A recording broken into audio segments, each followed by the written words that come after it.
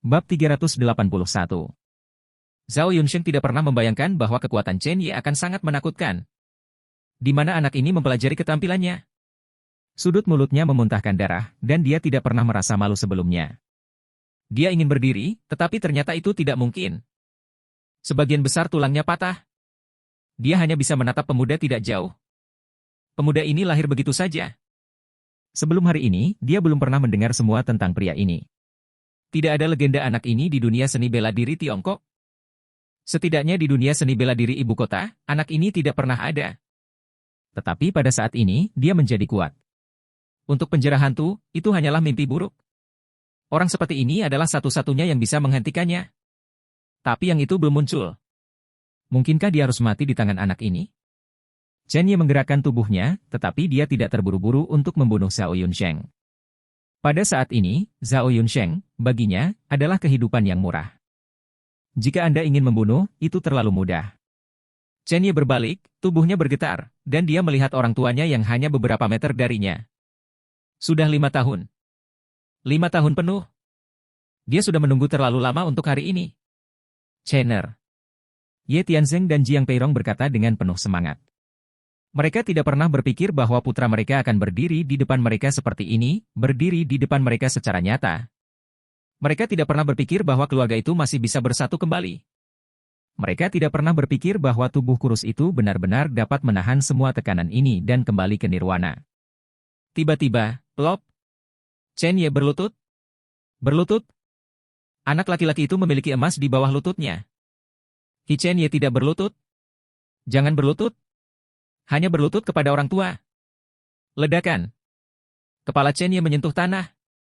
Anak itu tidak berbakti, sudah terlambat, dan orang tuanya menderita di penjara hantu. Suaranya sangat tegas. Jiang Peirong dan Ye Tianzeng melangkah maju dengan cepat dan membantu Chen Ye berdiri. Bocah bodoh, untuk apa kamu berlutut? Tidak peduli seberapa banyak kami menderita, selama kami melihatmu, tidak ada yang penting. Ketiganya berpelukan.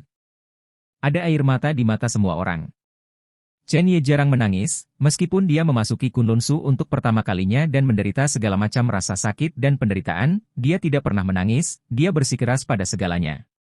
Pria hanya diperbolehkan berkeringat, bukan air mata. Ini dia prinsipnya. Tetapi pada saat ini, dia benar-benar tidak tahan. Ibu dan ayah, aku akan membawamu pergi sekarang. Ada sedikit tekad di mata Chen Ye, dan jimat yang diberikan Chang Haiping padanya akan segera kedaluarsa. Sekali gagal, akan ada rasa sakit yang luar biasa, belum lagi berkelahi. Untuk berjaga-jaga, Chen Ye mengeluarkan kertas jimat kuno. Baris teks terukir pada rune.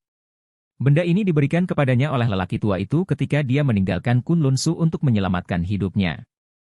Hanya satu.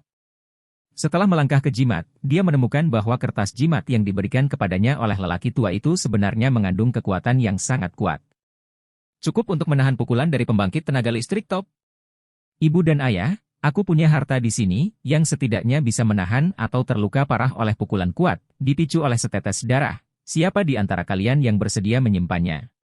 Kamu bisa membela diri di saat kritis.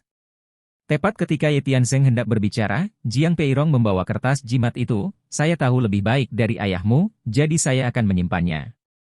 Ye Tianzeng mengangkat bahu tanpa daya dan berkata sambil tersenyum, Chen Er, semua yang ada di keluarga terserah ibumu, jadi serahkan saja pada ibumu. Chen Ye mengangguk dan berkata dengan cepat, tidak banyak waktu, ayo tinggalkan tempat hantu ini. Baik. Tepat ketika mereka bertiga hendak pergi keluar, getaran kuat melanda. Senjata yang dijatuhkan dari seluruh penjara hantu langsung hancur. Beberapa orang lemah dan kuat berubah menjadi kabut darah di tempat. Wajah Chen Ye berubah, jari-jarinya terjepit, dan sebuah penghalang ditembakkan, melindungi ketiganya. Alisnya berkerut, dan kegelisahannya tampak menyebar. Nafas ini sangat menakutkan. Siapa ini? Suara Chang Haiping bahkan terdengar di telinga Chen Ye, Guru, seseorang ada di sini, dan pihak lain sangat berbahaya. Orang ini bukan dari dunia seni bela diri di ibu kota. Pedang pembunuh naga muncul di tangan Chen Ye, dan niat membunuh menyebar. Pada saat ini, Zhao Yunsheng, yang muntah darah, tertawa muram. Aku berkata, kalian bertiga akan mati. Chen Ye, kamu menghancurkan penjara hantu, kamu tidak tahu minat siapa yang kamu sentuh. Meskipun aku bertanggung jawab atas semua orang di penjara hantu, kamu pasti tidak tahu. Ada apa di balik penjara hantu masih ada satu orang yang berdiri? Orang itu membuat orang-orang kuat di dunia seni bela diri Tiongkok ketakutan. Dia membunuhmu semudah menginjak semut?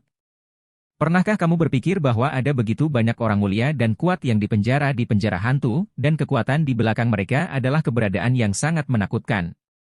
Tapi kekuatan itu tidak berani menyinggung penjara hantu sepertimu. Hal terburuk yang bisa kamu lakukan dalam hidupmu adalah menerobos pintu masuk penjara hantu. Hahaha. Mendengar suara kasar Zhao Yunsheng, Chen Ye mendengus dingin. Kamu terlalu banyak bicara, mati. Pedang pembunuh naga di tangannya tertembak, tetapi sebelum itu bisa menyentuh Zhao Yunsheng, suara seperti suara lonceng kuno datang. Semut, kawan, kamu tidak memenuhi syarat untuk bergerak. Setelah kata-kata itu jatuh, pedang pembunuh naga di tangan Chen Ye benar-benar berubah arah. Dengan suara, ding, gelombang udara yang kuat berguling ke belakang dan secara paksa menembakkan pedang pembunuh naga ke dinding. Segera setelah itu, seorang lelaki tua datang dari kegelapan. Lelaki tua itu bersama Tong Yan Heva, memegang tongkat bermotif naga, membelai lengan bajunya, membawa embusan angin sepoi-sepoi, yang membuatnya merasa segar kembali. Mata lelaki tua itu sangat kecil, dan jika dilihat dari kejauhan, matanya tampak tertutup. Dia memiliki tato di lehernya, yang ternyata adalah pintu merah dengan karakter Sanskerta kuno yang terukir di atasnya. Sangat misterius. Seperti semacam logo lama. Zhao Yunsheng sangat gembira ketika dia melihat adegan ini. Tuanku, orang inilah yang menghancurkan senjata ajaib Anda. Penjara hantu sudah tidak lengkap. Jika dia menghancurkannya seperti ini, semua upaya kami sebelumnya akan sia-sia.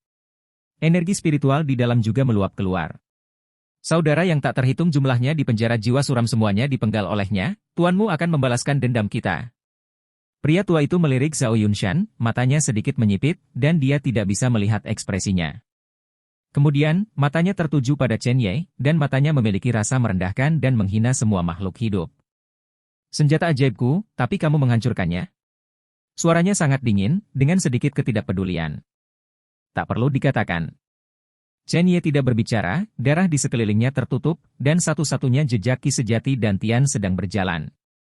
Setelah pertempuran ini, dia menghabiskan terlalu banyak, dan hampir tidak mungkin untuk melawan pria tua misterius di depannya saat ini. Aku akan bertanya lagi, senjata ajaibku dihancurkan olehmu. Setelah kata-kata itu jatuh, paksaan yang kuat menyerbu, gelombang udara yang kuat bergulir, dan tubuh Chen Ye mundur dengan keras. Tubuhnya terbentur tembok. Wajahnya pucat. Bab 382. Jiang Peirong bergegas mendekat, mendukung Chen Ye, dan bertanya dengan prihatin, Chen Er, kamu baik-baik saja? Chen Ye menggelengkan kepala.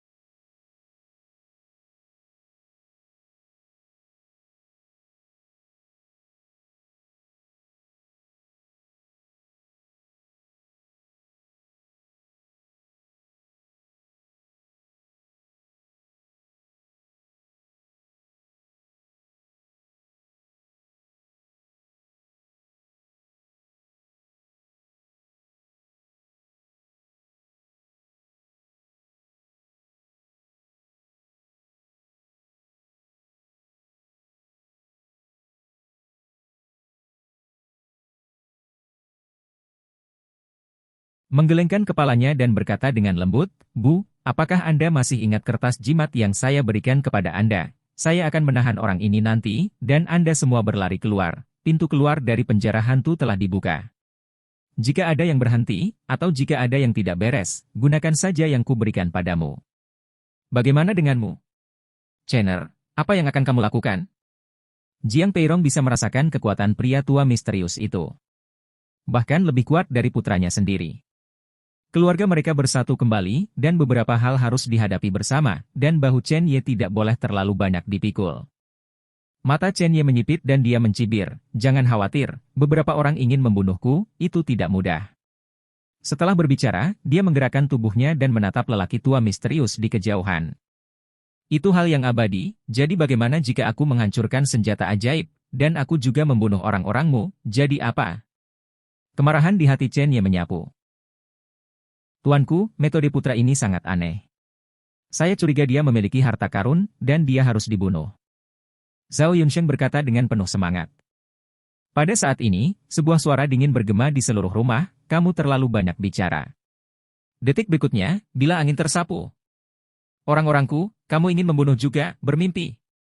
Pria tua misterius itu melambaikan jubah lengan bajunya, dan bilah angin langsung dihancurkan. Di matanya, sungguh konyol semut melakukan hal seperti itu di depan matanya. Orang yang ingin dia lindungi, bahkan Raja Yama, bahkan tidak berpikir untuk mengambilnya. Ketika bilah angin patah, Chen Ye tidak frustrasi sama sekali, tetapi lengkungan aneh muncul di sudut mulutnya. Zhao Yunsheng melihat bahwa dia aman, dan wajahnya menjadi mengerikan. Tepat saat dia akan mengatakan kata-kata kosong, niat pedang muncul entah dari mana. Kecepatan hingga ekstrim. Itu adalah pedang pembunuh naga yang baru saja dimasukkan ke dinding. Pedang pembunuh naga bukanlah senjata biasa, tetapi alat spiritual, dan itu bahkan dikenali oleh darahnya dan dikendalikan untuknya. Bila anginnya hanyalah penutup mata, yang sebenarnya ingin dia lakukan adalah pedang pembunuh naga. Mata Zhao Yunsheng melebar saat dia melihat tanpa daya saat pedang pembunuh naga menebas lehernya. Kepalanya jatuh langsung ke tanah, wajahnya mengerikan dan matanya melebar. Darah segar mengalir ke tanah. Aku ingin dia mati, dia harus mati. Suara samar itu jatuh, seolah-olah telapak tangan raksasa terbentuk, dan itu menampar wajah lelaki tua misterius itu dengan keras. Panas dan pedas. Itu menyakitkan. Wajah lelaki tua misterius itu pucat pasi, dan tidak ada yang berani menantang otoritasnya. Lengannya bergetar, tombak panjang di tanah terbang lurus ke atas, dan gelombang raksasa yang menakutkan menyapu Chen Ye. Pedang pembunuh naga, ayo. Chen Ye meraung marah, memegang pedang pembunuh naga di telapak tangannya, dan membelah dengan satu pedang. Tombak panjang itu langsung hancur, tetapi pada saat yang sama, kekuatan menghancurkan dan menghancurkan juga mengenai Chen Ye. Chen Ye meludahkan seteguk darah, dan sangat malu. Tiba-tiba, dia menstabilkan tubuhnya dan menutup matanya. Pemakaman reinkarnasi komunikasi. Chang Haiping menggelengkan kepalanya tanpa daya, setelah tembakan ini, saya akan menghilang. Saya harap Anda tidak lupa untuk berlatih jimat ajaib.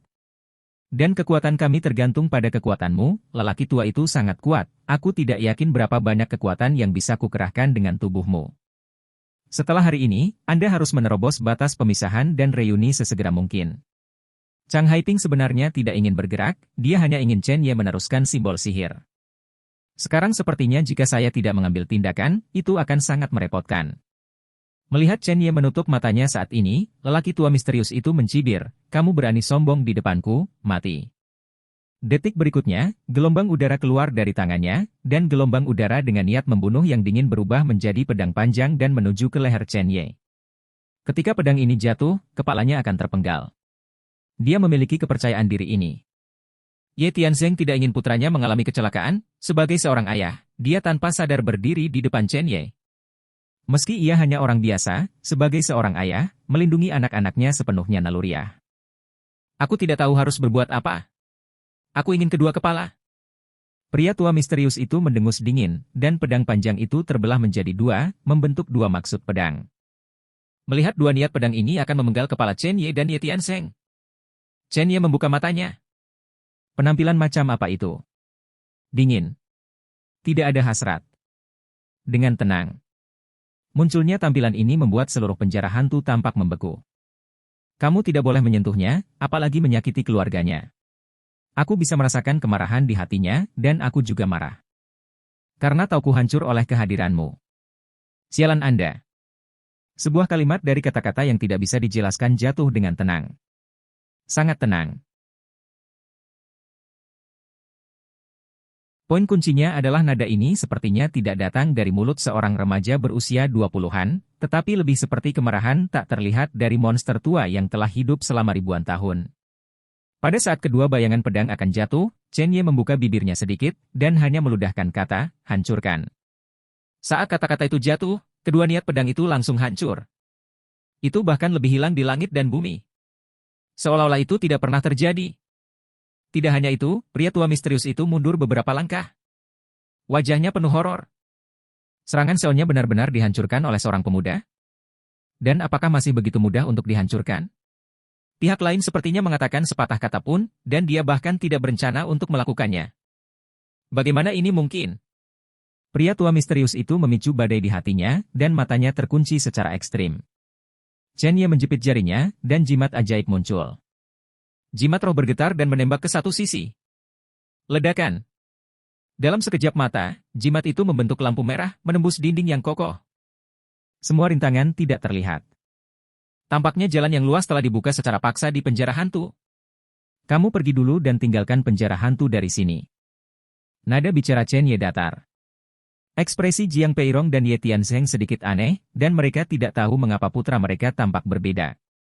Jiang Peirong adalah yang pertama bereaksi dan meraih tangan Ye Tianzheng. Tianzheng, ayo pergi, kita tinggal di sini, itu hanya akan menahan Chen Er. Keduanya saling memandang, dan keduanya melihat tekad di mata masing-masing, tidak lagi ragu-ragu, dan berjalan menuju jalan yang dibuka Chen Ye. Segera, hanya lelaki tua misterius dan Chen Ye yang tersisa di sini. Kamu siapa? Pria tua misterius itu pulih dari keterkejutannya. Dia yakin bahwa pihak lain bukan anak barusan. Suasana hati dan perasaan berbeda. Pihak lain bahkan membuatnya merasakan sedikit bahaya. Chen Ye mencibir, meskipun kekuatanku terikat dan tidak dapat digunakan sepenuhnya, aku ingin kamu membayar harga yang mahal. Bahkan kematian. Detik berikutnya, Chen Ye berubah menjadi bayangan di tempat, dan mengorbankan jimat ajaib di tangannya. Pergi ke orang tua misterius. Pria tua misterius itu menyingkirkan penghinaannya, kemarahannya yang sebenarnya meledak, dan dia meninju Chen Ye, yang bergegas masuk dengan cepat.